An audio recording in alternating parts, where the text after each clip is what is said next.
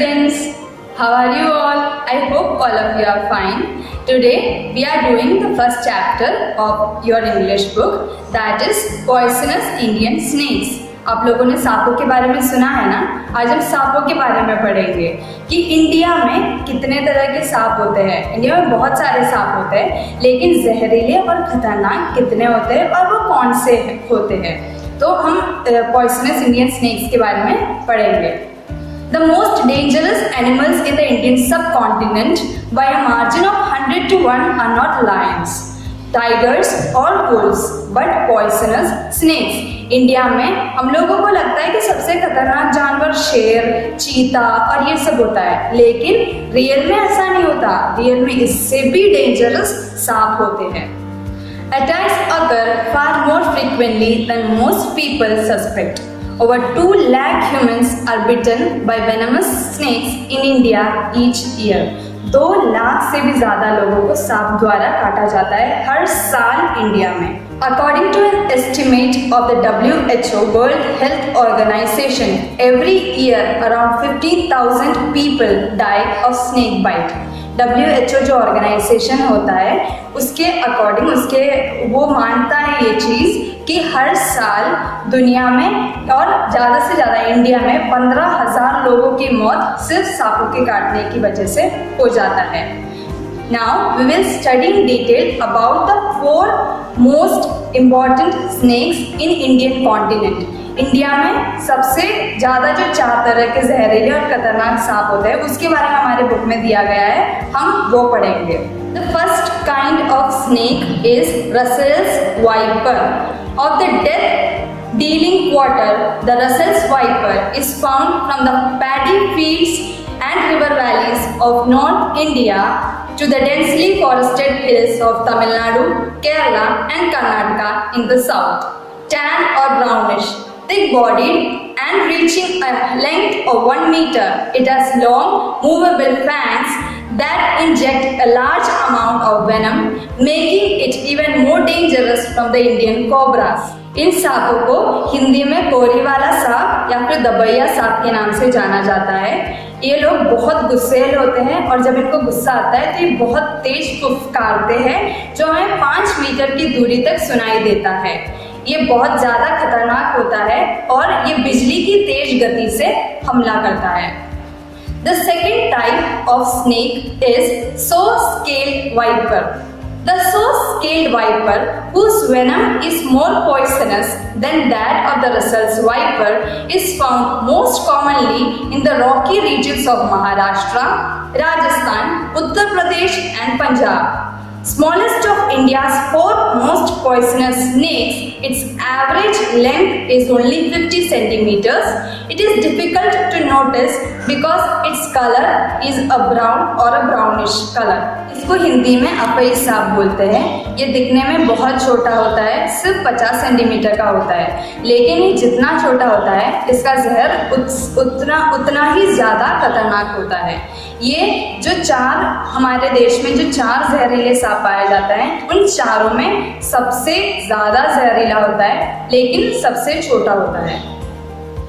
The third under the poisonous snakes are Indian cobra. The Indian cobra, a relative of the coral and some killer snakes of Asia, Africa and Australia, is rarely recognized by the respective spectacles and monocle marks on its back. इसको हिंदी में नाग कहते हैं। इसकी भारत में पूजा भी की जाती है और ये बहुत ज़्यादा खतरनाक होता है। इसके सामने 2 दांत होते हैं जो बहुत ज़्यादा जहरीला होता है और जब ये काटता है तो उस दांत के अंदर से, उनकी बॉडी के अंदर से जहर हमारी बॉडी में आता है और इस वजह से जिसको सांप ने काटा उसकी डेथ भी हो जाती है, वो मर भी जाता है। The fourth one is common krait. Even more toxic is the venom of the secretive and timid common krait. 1.5 meters in length. It is found throughout India. ये सिर्फ 1.5 मीटर का होता है और इसको हिंदी में करेत सांप बोला जाता है। ये भी बहुत ज़्यादा जहरीला होता है। हमने जो भी चारों सांपों के बारे में पढ़ा उसमें सबसे ज़्यादा जहरीला जो होता है उसके बाद सेकेंड नंबर पे करेत सांप आता है। ये ज़्यादातर रात को बाहर निकलते हैं और ये लोग जिस पे ये हमला करता है उनके हील्स पे यानी पाँव के नीचे ही हिस्से पे हमला करता है, एड़ी पे हमला करता है ज़्यादा से ज़्यादा और ये बहुत ज़्यादा जहरीला होता है। अब हमने ये चारों सांपों के बारे में पढ़ा कि कितना जहरीला होता है और हमें ये भी पता चला कि हर साल भारत में सिर्फ इंडिया में 15,000 लोगों की डेथ हो जाती है सांपों के काटने से और 2 लाख से ज़्यादा लोगों को सांपों द्वारा काटा जाता है। तो हम अब कुछ ऐसे पॉइंट्स देखेंगे जिससे हम इनसे बच सकते हैं और सांपों के काटने को अवॉइड कर सकते हैं। The first point is precautions such as wearing shoes and long trousers when walking through high grass and undergrowth will lessen the risk of being bitten. हम जब भी बड़े बड़े घासों में या फिर खेत में जाते हैं तो हमें पूरे फुल लेंथ वाले ट्राउजर्स पहनने चाहिए और शूज़ जैसे गम बूट्स, हम बारिश के टाइम में गम बूट्स पहनते हैं वैसे गम बूट्स पहनने चाहिए जिससे जब सांप हमें काटे तो हमें ना लगते हुए हम उससे बच सकें और हम ज़्यादा कोई हानि नहीं पहुँचे। The second point is a lantern or a torch should be carried when you venture out at night. आप जब रात को बाहर निकले तब आपके हाथ में एक टॉर्च या फिर कुछ भी जो आपको, आजकल मोबाइल का टाइम है, आप लोग मोबाइल का टॉर्च यूज़ कर सकते हैं जिससे आप लोग सांपों को देख सकें और सांप तभी काटते हैं जब हम उनको हार्म करते हैं। हमें नहीं पता होता कि सांप वहाँ पे पड़ा हुआ है या नहीं पड़ा हुआ है, हमारी पाँव गलती से उसके ऊपर लग गया तो उसको दर्द होगा और जब उसको दर्द होगा तो वो काटेगा। तो इसीलिए हम जब भी रात को बाहर निकले तो हमारे हाथ में रोशनी का कोई भी माध्यम होना चाहिए जिससे हम हमारा रास्ता देख सके और सांपों को भी बचा सके, खुद भी बच सके। The third point is we should keep our environment rats free. सबसे ज़्यादा सांप चूहों को देखने के लिए, चूहों को पकड़ने के लिए निकलते हैं। ज़्यादातर सांप हमला तभी करते हैं जब हम उनको हानि पहुंचाते हैं। तो यहाँ पे क्या होता है, उन लोगों को भी भूख लगती है, उनको भी खाना चाहिए होता है, तो वो ना ज़्यादातर छिपकली और चूहे और ये सब खाते हैं। तो जब ये हमारे घर पे चूहे ही नहीं होंगे, हमारे आसपास के जगह वगैरह सब क्लीन होगा, तब कौन से चूहे निकलेंगे और आपको पता चल जाएगा कि ये लोग स्वच्छ भारत वाले लोग हैं, इनके पास नहीं जाना है, इनकी सराउंडिंग्स पूरा क्लीन है, तो वहाँ पे हमें कोई चूहा नहीं मिलने वाला, तो हम वहाँ क्यों निकले। सबसे मेन पॉइंट है, you should always consult A practised doctor. हमेशा ये गलती करते हैं हम कि अगर कुछ भी काटा, हम खेत में काम कर रहे हैं, कुछ भी काटा हमें, हम ये नहीं देखते कि सांप काटा, बिच्छू काटा, कुछ भी, हम खुद ही देखने लग जाते हैं कि अच्छा यहाँ पे तो 2 डॉट्स है, अच्छा मेरे पाँव के नीचे तो कुछ निशान है। हम ये नहीं सोचते कि हमें सांप ने काटा होगा, हमें डॉक्टर के पास जाना चाहिए। और फिर हम कोई भी छोटे मोटे गाँव में किसी के भी पास चले जाते हैं जिनको कुछ पता नहीं होता। सबसे पहली बात, जब हमें सांप काटते हैं तो हमारा खून वहाँ पे क्लॉट होने लग जाता है जिस वजह से इंसान की डेथ हो जाती है। खून जब फ्लो करना बंद करेगा तो इंसान का हार्ट बीट रुक जाएगा और फिर वो मर जाएगा। तो यही गलती हम करते हैं। You should always consult a practised doctor in case of snake bites.